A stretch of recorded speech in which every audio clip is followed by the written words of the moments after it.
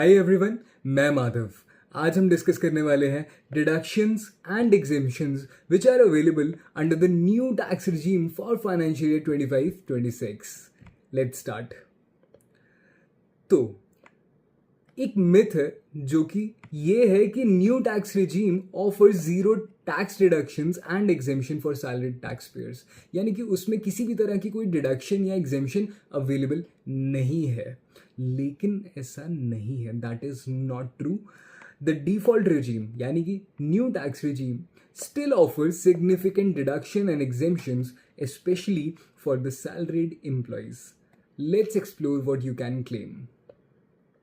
तो top 3 deductions for salaried employees. तो सबसे पहली है that is standard deduction which is given under section 16। आपको 75,000 की फ्लैट डिडक्शन मिलेगी आपकी सैलरी और पेंशन पे। यहाँ किसी भी तरह की कोई प्रूफ या बिल की ज़रूरत नहीं रहने वाली है। दूसरी डिडक्शन जो आपको मिलेगी दैट इज एम्प्लॉयर्स NPS यानी न्यू पेंशन स्कीम में जो भी आपका एम्प्लॉयर कंट्रीब्यूट करेगा that is up to 14% of the basic plus DA, उतने की आप डिडक्शन ले सकते हैं।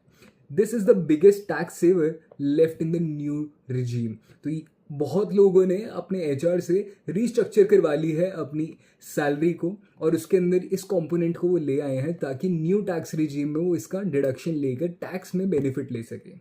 तो अपने एम्प्लॉयर को बोलिए कि आपका NPS में कंट्रीब्यूशन जरूर करे, लेकिन ध्यान रहे वो आपका नहीं होना चाहिए, आपके एम्प्लॉयर का होना चाहिए। नेक्स्ट अगला है एम्प्लॉयर्स EPF। यहाँ पे भी एम्प्लॉयर का जो कंट्रीब्यूशन होता है टू द EPF उसकी आप डिडक्शन ले सकते हैं। एग्जेम्प्ट रहेगा up to 12% of basic plus DA। Aggregate जो आप PF, NPS और सुपर एनुएशन का बेनिफिट ले सकते हैं that is capped at 7.5 lakh per year. 7.5 lakh per year, right. तो यहाँ पे आपको दिख रहा होगा एम्प्लॉयर EPF के बारे में। नेक्स्ट अब हम बात करते हैं retirement and resignation exemptions.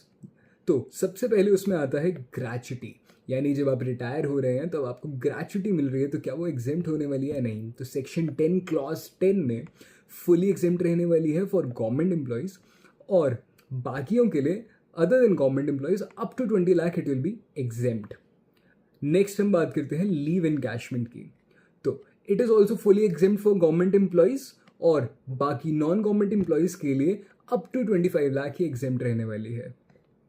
VRS compensation up to 5 lakh आपकी एग्जेम्प्ट रहने वाली है।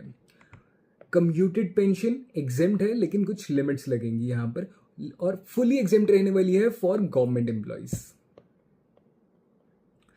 अब न्यू टैक्स रिजीम में बहुत लोग इसे मिस कर जाते हैं। ये ऑफिशियल अलाउंसेस आज भी एग्जेम्प्ट हैं। क्या मतलब है इनका मतलब है आपको किसी भी तरह का अलाउंस दिया जा रहा है फॉर ऑफिशियल पर्पसेस। आपकी ड्यूटी के लिए आप कोई भी एक्सपेंडिचर करते हैं तो उसकी भी आपको एग्जेम्पशन मिलेगी।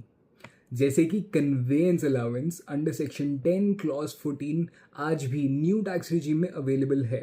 एक्चुअल एक्सपेंसेस, लेकिन कितने? Actual expenses incurred for performing the official office duty remain exempt। यानी कि अगर आपको 1 लाख रुपए का भी अलाउंस आया और उसमें से सिर्फ आपने 80,000 ही एक्सपेंडिचर किया ऑन द ऑफिशियल ड्यूटी तो आपको 80,000 की अलाउंस की एग्जेम्पशन मिल जाएगी। 20,000 विल बी टैक्सेबल, 80,000 की आप एग्जेम्पशन ले सकते हो। अगला आते हैं ट्रैवल एंड डेली अलाउंस, यानी कि किसी भी टूर या ट्रांसफर, आपकी कोई ट्रांसफर हो जाती है या आप टूर पे जा रहे हैं तो उसके लिए अगर आपको कोई डेली अलाउंस या ट्रैवल अलाउंस मिलता है तो उसकी भी आप एग्जेम्पशन ले सकते हैं। तीसरा आता है ट्रांसपोर्ट अलाउंस फॉर दिव्यांग, यानी कि स्पेशली एबल्ड एम्प्लॉयज एग्जेम्पशन ले सकते हैं ट्रैवलिंग अलाउंस, ट्रांसपोर्ट अलाउंस का that will be 3200 per month. तो प्लीज़ ये कन्वेंस अलाउंस और ट्रैवल डेली अलाउंस ये बहुत ही इंपॉर्टेंट अलाउंसेस हैं जिनका हम बेनिफिट लेना भूल सकते हैं, तो प्लीज़ ध्यान रखिए। आगे हम बात करते हैं अदर इनकम एंड इन्वेस्टमेंट्स की कि इन पे हम कैसे बेनिफिट ले सकते हैं।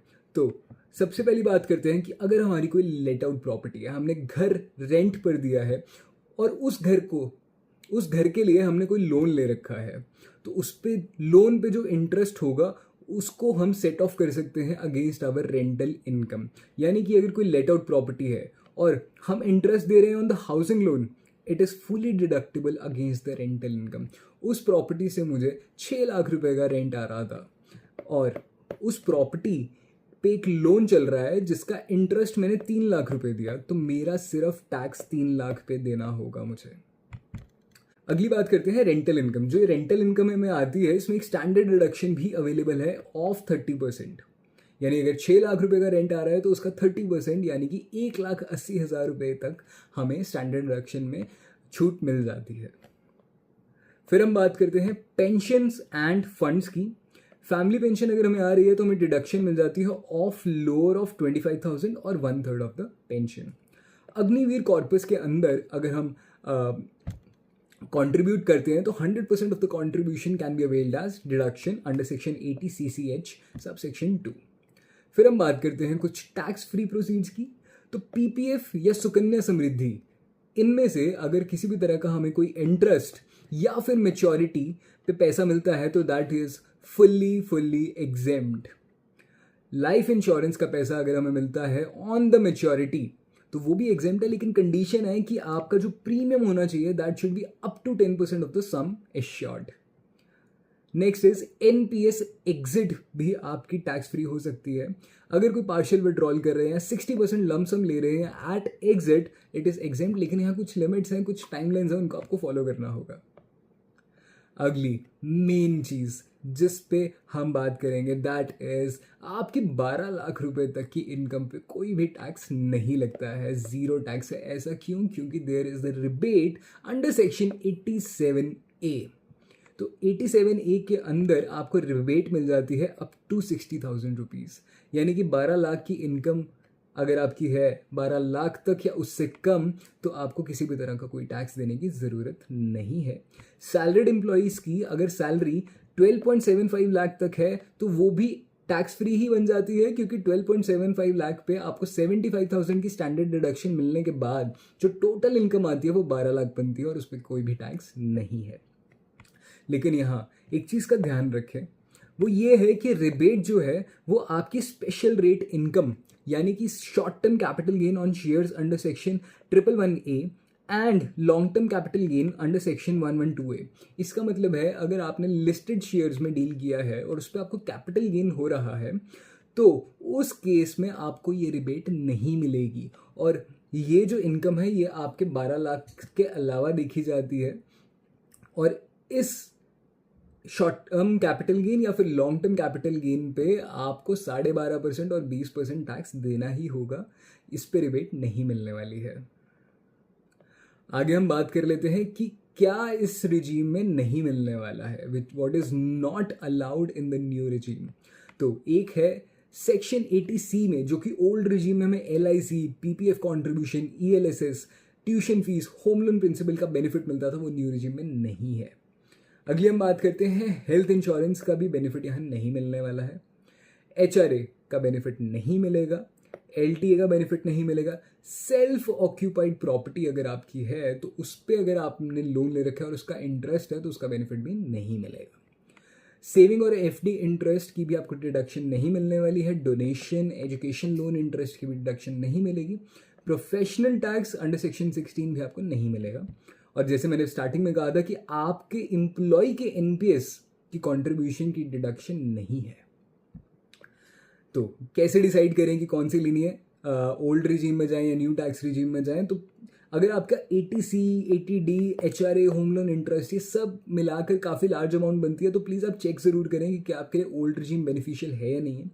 दोनों को कंपेयर करें, old and new tax regime को। सैलरीड इंडिविजुअल जो है वो स्विच कर सकते हैं between both the regimes each year, लेकिन अगर आपकी बिजनेस इनकम आ रही है तो कुछ रिस्ट्रिक्शन लग जाती है on the switch back option. तो ये था पूरा वीडियो के अंदर मैंने आपको बताया कि कैसे आप बेनिफिट ले सकते हैं under the new tax regime.